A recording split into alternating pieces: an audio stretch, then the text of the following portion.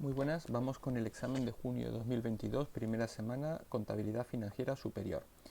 Nos dije la primera preguntas del 1 al 8, ¿no? Nos dije la primera pregunta, una pregunta teórica. Los estados financieros que comprenden las cuentas anuales en el plan general de contabilidad son, bueno, nos están remitiendo al plan general contable, ¿vale? Entonces, en el plan general contable, si vamos a los modelos de las cuentas anuales, pues nos dije que son el balance, la cuenta de pérdidas y ganancias, la memoria, estado de cambios en el patrimonio neto y estado de flujos de efectivo.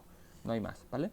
Entonces, todas aquellas que tienen el informe de gestión están envenenadas. El informe de gestión tiene unas obligaciones que están recogidas en el texto refundido de la ley de sociedades de capital en otro apartado, es decir, no entrarían dentro de los conceptos de cuentas anuales. No obstante, es una pregunta bastante rebuscada.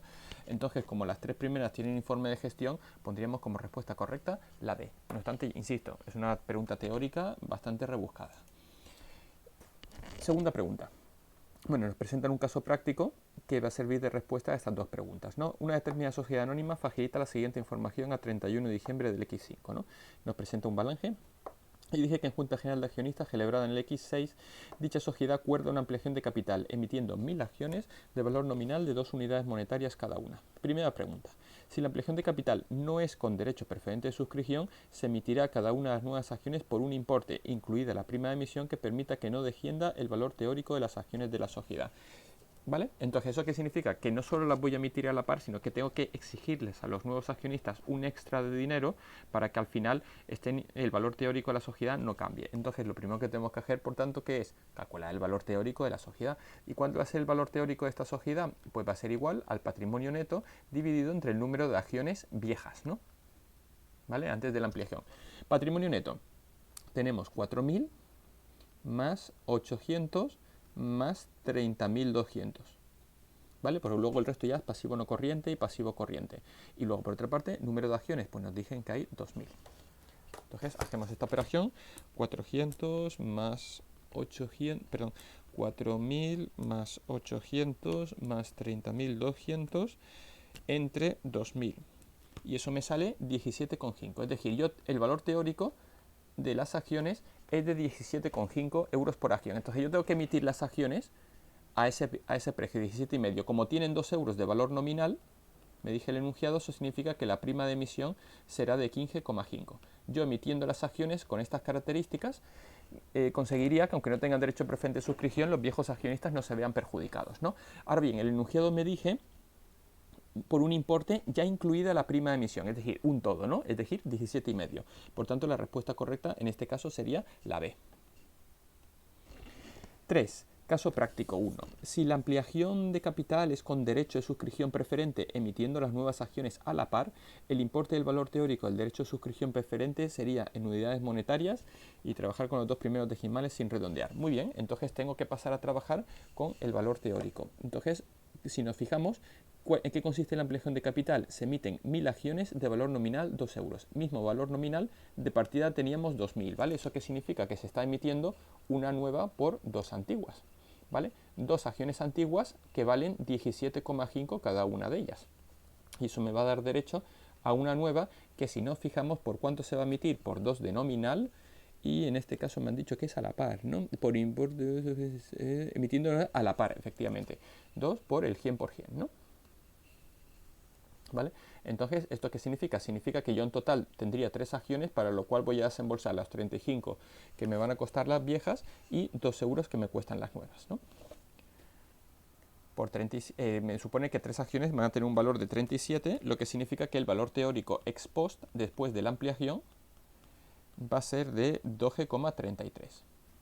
¿Vale? El ex ante, el valor teórico ex ante, era 17,5.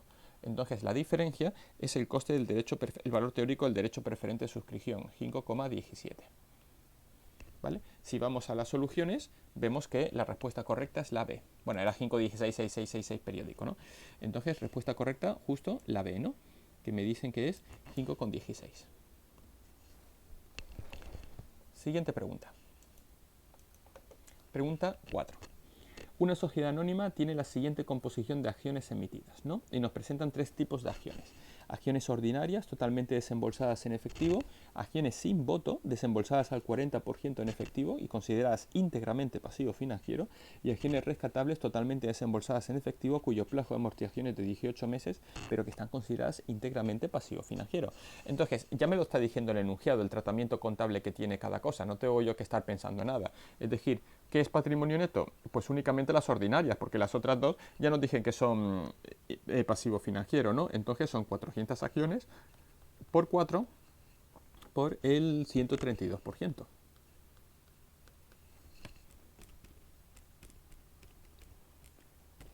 Y eso me sale 2112. Esa es la cifra de patrimonio neto, lo cual ya, si nos fijamos, nos desecha la B. La B ya no puede ser correcta, ¿no? ¿Y qué es pasivo financiero? Bueno, pues por pasivo financiero vamos a tener 100 acciones por 5 por 125%. Bueno, no lo he dicho, al 132 no es que 2112 patrimonio neto, una parte será capital social y otra prima de emisión, pero en el pasivo financiero no hay esa distinción, lo vamos a meter a saco todo. 100 por 5 por 125, es decir, el primer componente pasivo financiero van a ser 625, de los cuales, si nos fijamos, están desembolsados el 40% en efectivo, ¿no? Es decir, hay un 0,6 de 5 que no están desembolsadas. 5 es el nominal, ¿no? Entonces el 60% no está desembolsado. 3 euros por 100 acciones no están desembolsadas, 300 euros. Eso no está desembolsado de esta emisión. Y de la otra emisión está totalmente desembolsada, entonces 100 por 5 por 100. Y eso me da un valor de 100 por 5 por 100 de 500. Entonces el pasivo financiero va a ser la suma de 625 más 500, que es 1125, teniendo en cuenta que tenemos desembolsos pendientes en ese pasivo por importe de 300. ¿Vale? Entonces, si vamos ahora a las respuestas, ya habíamos desechado la B. En la A, ¿vale? 2112, pasivo no corriente, me dije que es 1125. ¿Es correcto que sea 1125? Pues sí, aparentemente sí. Y pasivo no corriente, negativo, 300. Sí, correcto. ¿Vale? Entonces, respuesta correcta, la A. ¿Vale? Aquí me he ceñido a limitarme a determinar si es pasivo financiero o no. Técnicamente, las acciones sin voto, por su definición, siempre van a ser pasivo financiero, ¿no? Del tipo no corriente. Pero estas rescatables, al ser amortización de 18 meses, sigue siendo no corriente, ¿vale? Pero si por lo que sea ya hubiésemos entrado en un plazo inferior a 18 meses, la respuesta habría empezado a invalidarse, ¿no? Porque ya habríamos considerado un pasivo a corto plazo y habría sido pasivo corriente, pero no es el caso. Continuamos. Pregunta 5. La sociedad anónima AAA presenta el siguiente balance a final del ejercicio, 31 de diciembre del X6, y nos presenta ahí un balance, ¿no? Nos dice, ¿cuál es el importe del dividendo máximo que se puede repartir con cargo al resultado del X6? Vale, entonces lo primero que hacemos es determinar cuál es el beneficio distribuible de acuerdo con la RICAC, ¿no? Punto de partida P y G, que es 12.000.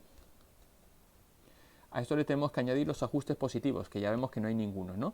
Y entonces ahora le vamos a restar los ajustes negativos, y como ajustes negativos únicamente tenemos la dotación de la reserva legal. ¿Cuánto hay que dotar de reserva legal? El 10% del beneficio, siempre y cuando eso no me supere el 20% de la cifra de capital social, ¿no? 20% de la cifra de capital social, el 20% de 30.000, si lo calculamos, 30.000 por 0.2 me sale que es 6.000, ¿vale? Entonces, en principio, yo tengo que tener reserva legal hasta 6.000, ¿vale? Como tengo 4.000, si doto el 10%, que son 1.200, son 5.200, o sea que está ok. Entonces, beneficio distribuible, la diferencia, 12.000 menos 1.200, me sale 10.800. Este es el beneficio distribuible, ¿vale? Pero no basta con esto, porque si nos fijamos en el activo del balance tenemos gastos de desarrollo activados, ¿vale? Entonces, aquellos gastos de I+D activados en el ejercicio, se me exige que yo no puedo repartir beneficios si no tengo reservas voluntarias disponibles suficientes para cubrir ese importe. Necesito reservas voluntarias por importe de 10.000. Ahora mismo en el balance no tengo nada de reservas voluntarias, entonces tengo que reservar 10.000 euros en reservas voluntarias para cubrir a los gastos de desarrollo activados. Entonces me quedan únicamente 800, que es lo único susceptible de reparto. Por tanto, la respuesta correcta sería la C. 6. En una permuta comercial, cuando el valor razonable del inmovilizado recibido es menor o más fiable que el valor razonable del entregado, el activo recibido se valora por, entonces en ese momento vamos a usar el valor razonable del recibido, es decir, la respuesta también va a ser la C.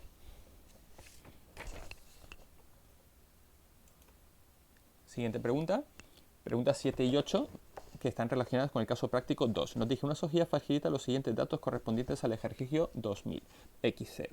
Y nos presentan datos relativos a las existencias, ¿no? Que la sociedad aplica el FIFO y como criterio de valoración, y las 3 preguntas que se plantean a continuación se refieren a ese caso práctico. Ups, me acabo de dar cuenta que me he comido una pregunta, bueno, ya la resolveremos en el siguiente vídeo, pero realmente son solo 2 las que se resuelven en este apartado.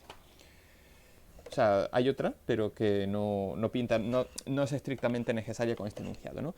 Entonces, primero, importe y saldo de la variación de existencias de mercaderías del ejercicio X0 sin tener en cuenta posibles deterioros. Vale, pues entonces, hemos partido de unas existencias iniciales, si nos fijamos, de 100 unidades, que valen todo un valor de 4.000. Luego hemos metido una compra de mercaderías, que si nos fijamos son 10.000 unidades, por lo que se ha satisfecho todo 400.000 euros, porque si bien es cierto que ahí pone 420.000, luego hay un rappel por compras, entonces realmente hemos gastado en ellas 400.000, ¿no? Es decir, llevamos 11.000 unidades de mercaderías.